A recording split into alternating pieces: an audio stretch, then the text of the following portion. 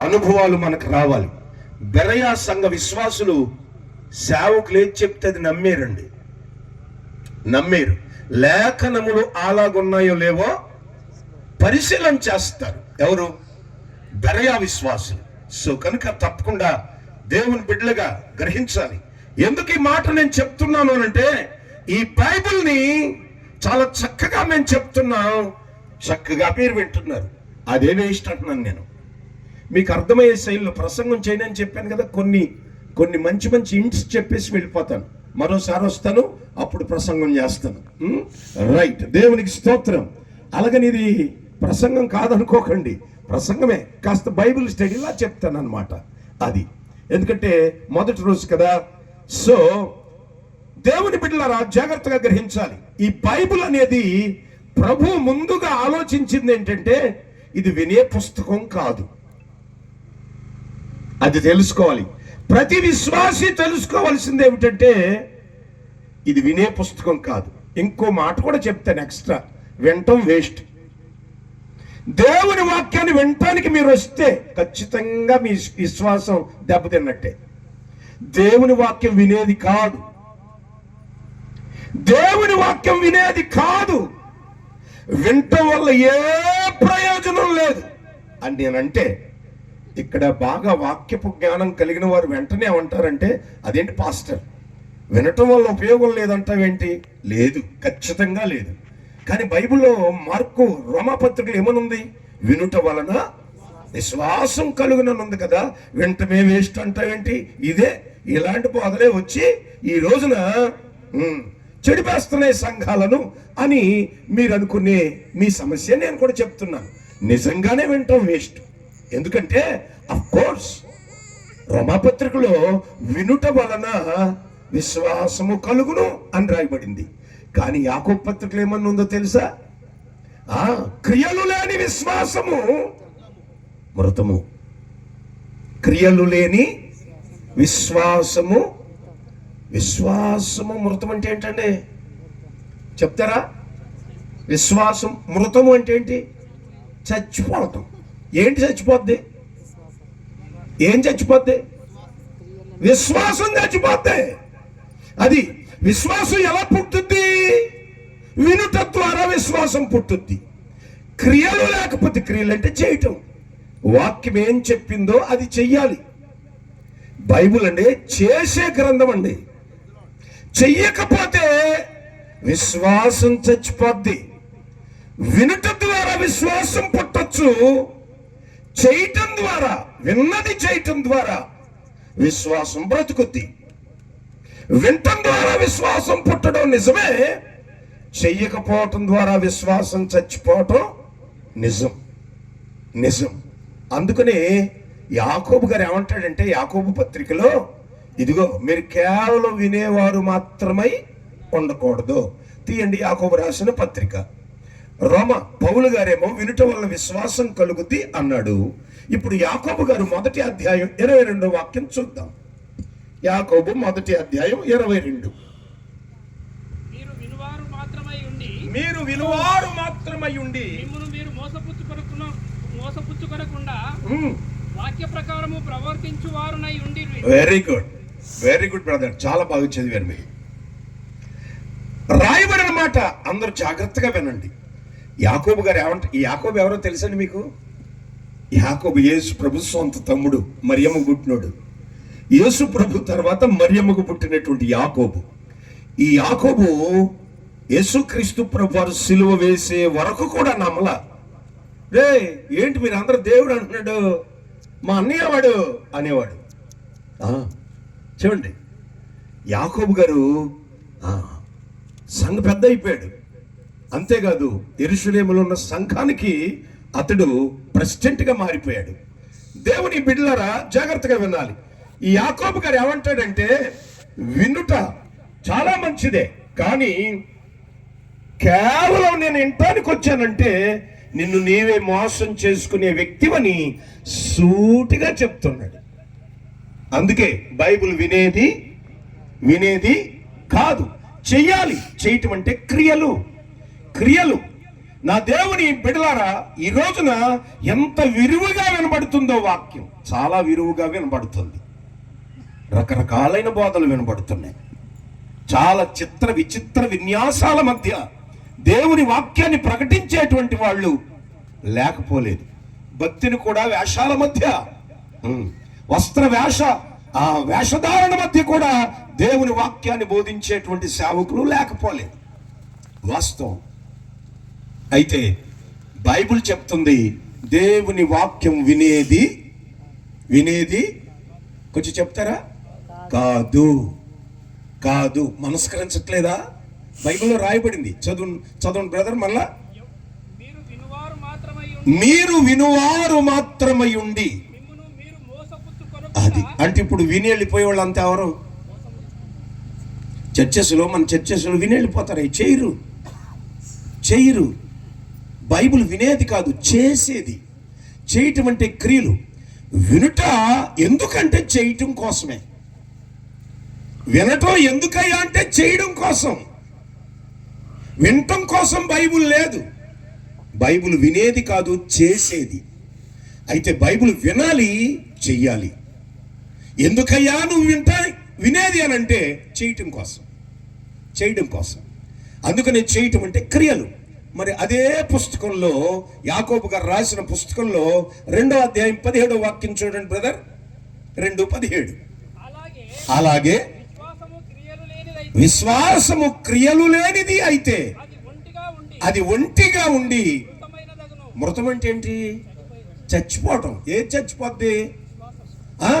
వినుట వలన విశ్వాసం పుట్టుద్ది. ఆ వాక్యం ఏం చెప్తుందో అది చేయటం ద్వారా విశ్వాసం బ్రతుకుద్ది. ఒకవేళ వినేసి వెళ్ళిపోతే విశ్వాసం చచ్చిపోద్ది. మనం చావండి, మనం బాగుంటాం, మనం హ్యాపీగా ఉంటాం, మన ఆదాయానికి ఏం చిల్లు పడదు, మన ఆరోగ్యానికి ఏం నష్టం రాదు. లేనిపోని రోగాలన్నీ వాక్యం వినేసి వెళ్ళిపోతే, వాక్యం చేయకపోతే, వాక్యంలో అనుసరించకపోతే మన బాడీ అంత రోగాలే వచ్చేది. హ్యాపీగా ఉంటాం. చచ్చిపోయేది ఏది?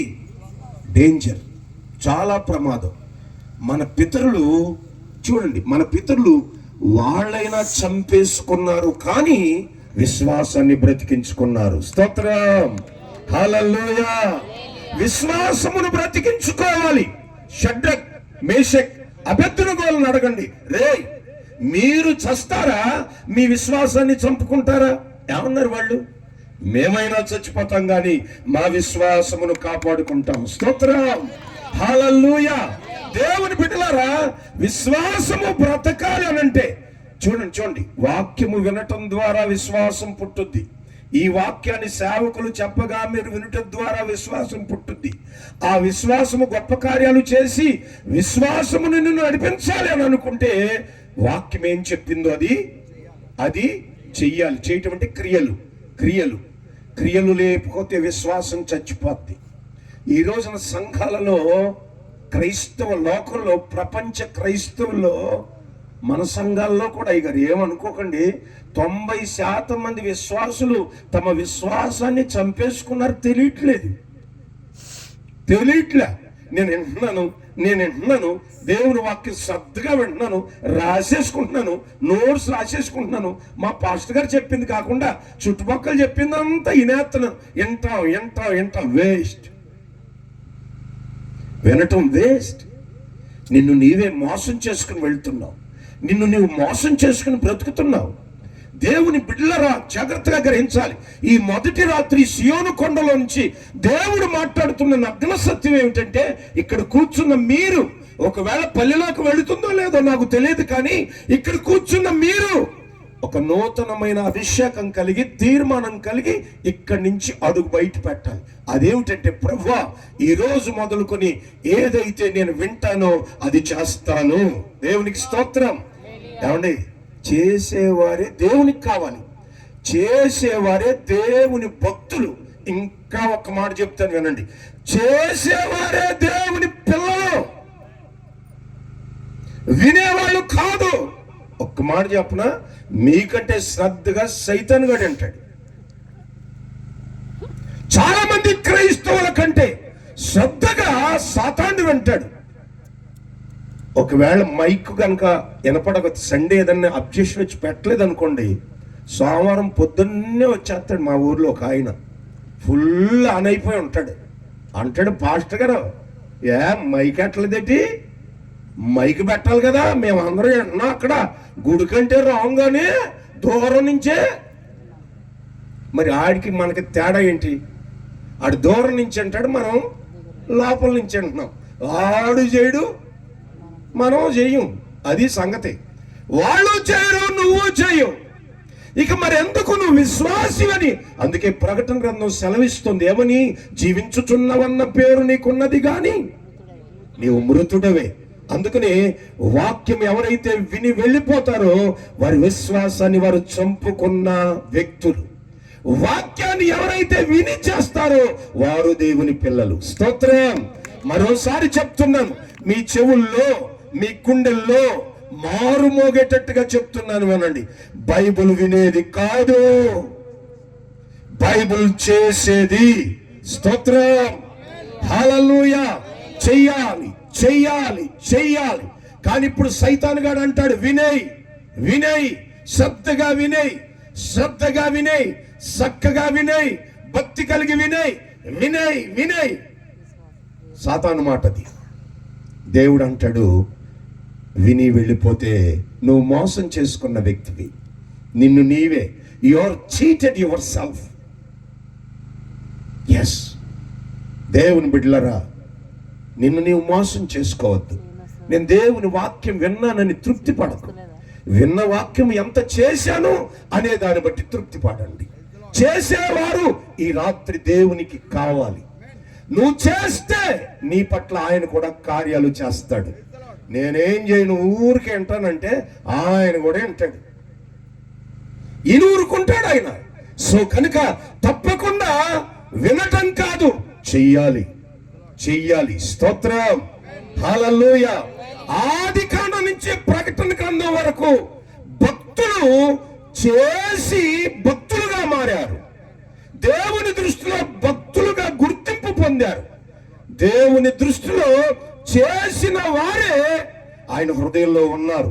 జీవగ్రంథ పుటల్లో రాయబడిన వారి మాటలు, వారి కార్యాలు, నా దేవుని బిడ్డ వారి పేర్లు, చేసిన వారి పేర్లు. చేసిన వారు, విన్నవారు కాదు. నా దేవుని బిడ్డ విని తృప్తి పడితే నీ అంత మోసం ఇంకెవరు జరగట్లేదని ఆలోచించుకోవాలి. దేవుని బిడ్డలారా చూడండి, ఆది నుండి చేసిన వారి గురించి 2-3 విషయాలు చెప్పేసి ముగిస్తాను. నవహు ఒక వాడం చెయ్యి అన్నాడు. వినేసి ఊరుకున్నాడా? విని ఊరుకున్నాడా? చేశాడు. దేవునికి స్తోత్రం. హల్లెలూయా. వాడ చేశాడు. 120 ఏళ్ళు పట్టింది. 120 ఏళ్ళు వారం చేస్తున్నాడు, ప్రకటిస్తున్నాడు. ఇదిగో చేస్తున్నాడు, చెప్తున్నాడు. ఇంకో సంగతి ఏంటంటే, ఈ వాడను చేయడానికి చాలా మంది కూలీలు, ఇంచుమించు 300 మంది చేశారట. చరిత్ర చెప్తుంది, బైబిల్లో లేదు, చరిత్ర చెప్తుంది. 300 పీపుల్. వాళ్ళకు కూడా స్వార్థ చెప్పాడు అయ్యగారు. ఏమనే నోవహ్ గారు, మీ వృత్తి వ్యవసాయం కదా, ఇదేంటి పడవ కట్టిస్తున్నారు ఏంటి అంటే వాళ్ళకి చెప్పాడు, ఒక బలమైన జలప్రళయం రాబోతుంది. నా దేవుడు ఈ ప్రపంచాన్ని ఊడ్చివేయబోతున్నాడు. కారణం ఏమిటంటే ప్రపంచంలో ఎక్కడ చూసినా పాపం పాపం పాపం పాపం పాపం పాపంతో నిండిపోయింది. నా ప్రేమ కోల్పోయారు ప్రజలు. నా ఆలోచనలన్నీ విడిచిపెట్టేశారు. తమ చేతులతో నిర్మించిన వాటిని, నా చేతులతో మిమ్మల్ని నేను నిర్మిస్తే మీ చేతులతో మీరు నిర్మించుకున్న వాటిని దేవుడిగా చేసుకున్నారు. ఎంత ఘోరం! What a pity! అందుకనే వారి పాపం విగ్రహారాధన ఏం చేసిందంటే వ్యభిచారంలోకి మార్చింది. నా దేవుని బిడ్డ విచ్చలవిడి బ్రతుకు, తల్లి లేదు, పిల్ల లేదు, వరుస లేదు, వాయువు లేదు, పాపం పాపం, త్రాగుడు అనేక రకాలైన వ్యసనాలకు వారు బానిసలై వారి జీవితాన్ని పతనం చేసుకున్నారు. నా దేవుని బిడ్డ జాగ్రత్తగా గ్రహించాలి. అయితే దేవుడు చూసి నొచ్చుకున్నాడు. చేసిన దేవుడు నొచ్చుకున్నాడు. ఇక ఈ భూమి మీద మనుషులు ఉండడానికి వీల్లేదు.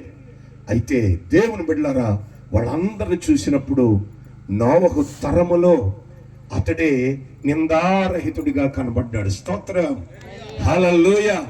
ఏంటి నిందారహితమైన జీవితం అంటే ఏంటి? ఏం లేదు రాములు గారు. నిందారహితమైన జీవితం దేవుని దృష్టిలో నిందారహితమైన జీవితం ఏంటంటే దేవుడు చెప్పింది చేసేవాడే నిందారహితుడు. స్తోత్రం, హల్లెలూయా. నోవహు ఒక వాడను కట్టాడు, అందరికీ ప్రకటించాడు. ఎవరు రాలే, మాకు తెలుసులే అన్నారు. మాకు తెలుసు, ఎన్నో తుఫానులు చూసాం, జలప్రళయం అంట, మేము ఎరగని జలప్రళయం కాదు, ఎన్నో చూసాం అన్నారు. దేవుని మాట, నోవహు మాట చాలా తేలిగ్గా తీసుకున్నారు. అయితే దేవుని బిడ్డలారా, దేవుడు అంటాడు, నోవహు వీళ్ళెవరో రావట్లేదు గనుక పశువులను పిలువు.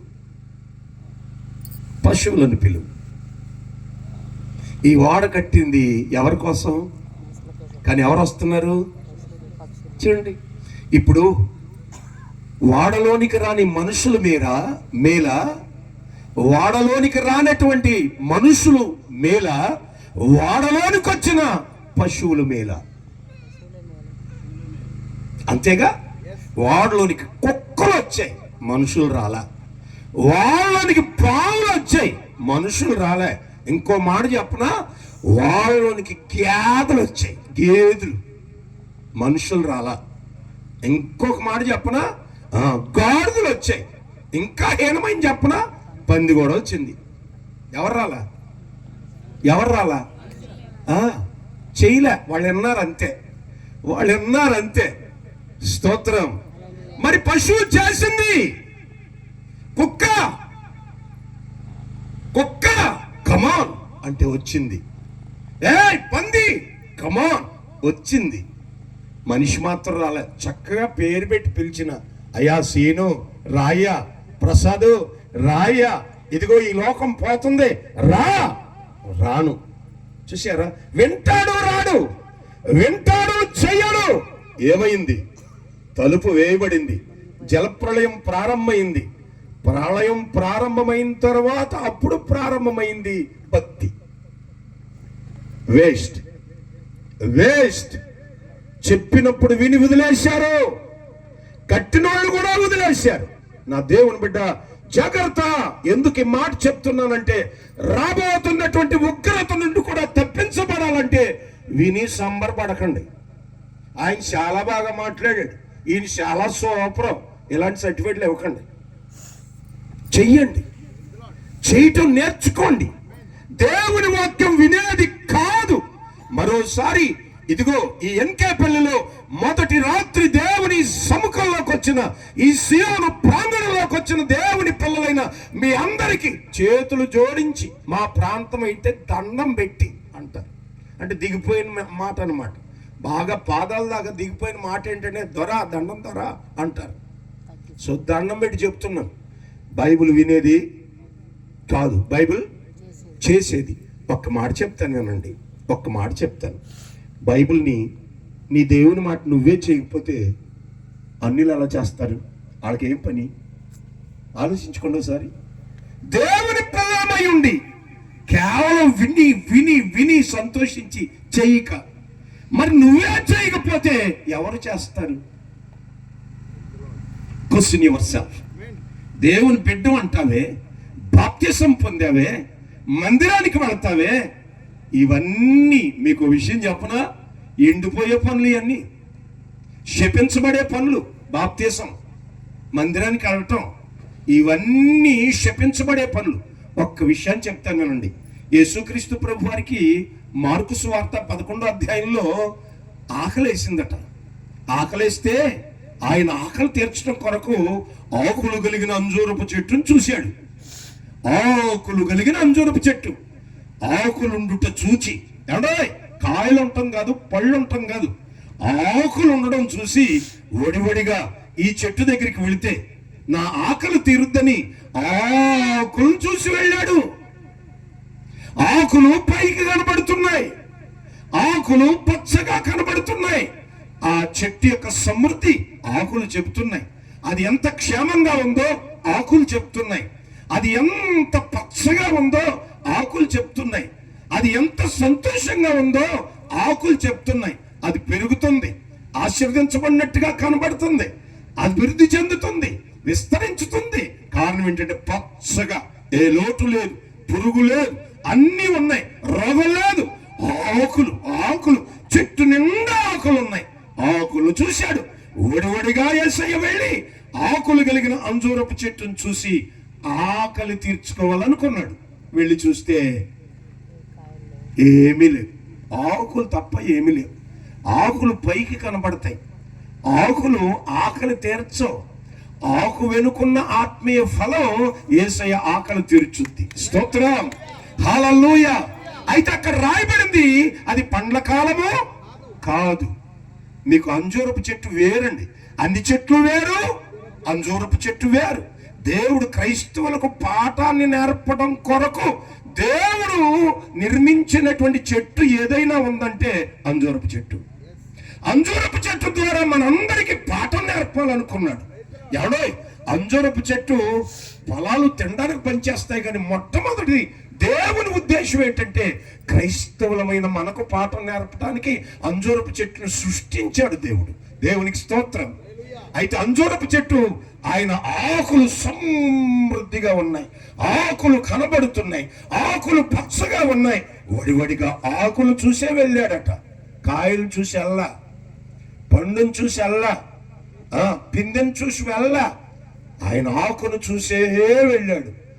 ఆకు ఉందంటే నాకు తప్పకుండా ఈ చెట్టు ఆకలి తీరుస్తుందని ఒక గొప్ప సృష్టించిన దేవునికి తెలుసు. అయితే విషయం ఏంటంటే అక్కడికి వెళ్ళి చూస్తే ఏమీ దొరకలేదు, ఏమీ దొరకలేదు. కింద రాస్తాడు మార్కు గారు, అది పండ్ల కాలము కాదు. పండ్ల కాలం కానొచ్చేప్పుడు వచ్చి ఎదిగితే ఏం దొరుకుద్ది అని ఆలోచించే క్రైస్తవులు కూడా చాలా మంది నన్ను ప్రశ్నించారు. జాగ్రత్త, ఒకవేళ మీకు కూడా ఆ డౌట్ వస్తే గనక వినండి. విషయం ఏంటంటే అందుకనే అంజూరపు చెట్టు ప్రత్యేకం. చెట్లన్నీ వేరు, అంజూరపు చెట్టు వేరు. దానికి ముందుగా ఇంకో మంచి మాట చెప్పనా, మనుషులందరూ వేరు, క్రైస్తవుడు వేరు. చపలు కొట్టండి గట్టిగా, hallelujah. You are separated man, you are separated being. దేవుని పిల్లలారా, మనము చాలా ప్రత్యేకమైన వారు. లోకం వేరు, క్రైస్తవ్యం వేరు. లోక మనుషులు వేరు, క్రైస్తవుడు వేరు. దేవునికి స్తోత్రం. క్రైస్తవుడు ఎవరు అనగా దేవుని ఆకలి తీర్చడానికి నువ్వు నిర్మించబడిన వ్యక్తివి. అయితే విషయం ఏమిటంటే ఈ రాత్రి అది పండ్ల కాలం కాదట. చిత్రం ఏమిటంటే పండ్ల కాలం, పండు తింటారు. అయితే పండు ఎప్పుడవుద్దంటే పిందె ప్రారంభం అవ్వాలి. పిందె ఒకటి నెల పైనే ఉంటుంది. కాయ అవ్వాలి, పిందె కాయ అవ్వాలి. కాయ అవ్వడానికి 2 నెలలు పట్టుద్ది. కాయ పండవడానికి 3 నెలల టైం అవుద్ది. పిందె, కాయ, పండు. యేసు ప్రభువు పండ్ల కాలం అన్నాడు రాలా అంటే జాగ్రత్తగా వినాలి. అందుకే అందరూ వేరు, మనం వేరని చెప్పడానికి. అన్ని చెట్లు వేరు, అంజూరపు చెట్టు వేరని చెప్పడానికి. అంజూరపు చెట్టు చరిత్ర చెప్పనా, అది ఎలా సృష్టించబడిందో. అంజూరపు చెట్టు ఆకులు రాలికాలం ఉంటుంది, మొత్తం ఆకులన్నీ రాలిపోతాయి. ప్రతి లీఫ్ ఎలా అంటే 3 బారిపోయిన చెట్లు కొమ్మలు తప్ప ఒక్క ఆకు కూడా ఉండదండి. అయితే వసంతకాలం వస్తుంది కదా, వసంతకాలం వచ్చిన వెంటనే ఈ 3 బారిపోయిన చెట్లోంచి చిగురుటాకులు వస్తాయి. ఈ చిత్రం ఏమిటంటే ఆకుతో పాటే పిందె కూడా వస్తుంది. అది ఆకుతో పాటు పిందె వస్తుంది.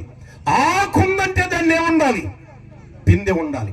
పిందె పెరగడానికి 1.5 నెల పడుద్ది. కాయ అవుద్ది, ఆకు ఉంటుంది, కాయ ఉంటుంది. పిండి ముందు పిందు, ఆకు పిందె కలిసి వస్తాయి. అది ఆకుతో పాటే పిందె కలిసి వస్తుంది. అయితే ఆకు చాలా పెద్దగా ఉంటుంది, ఆకు దూరానికి కనపడుతుంది, పిందె చిన్నగా ఉంటుంది. చాలా చిన్న, ఓ ట్యాబ్లెట్ కంటే చిన్న ట్యాబ్లెట్లా ఉంటుంది అది.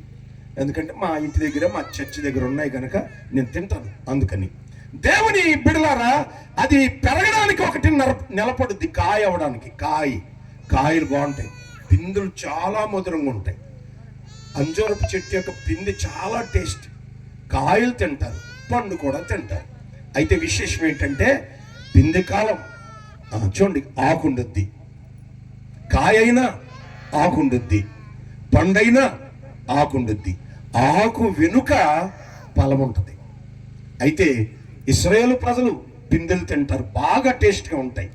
ఇంకో మాట చెప్తాను వినండి, పండు కంటే పిండి చాలా మధురంగా ఉంటుంది. అది పండు కంటే పిందె చాలా మధురంగా ఉంటుంది, వాస్తవం.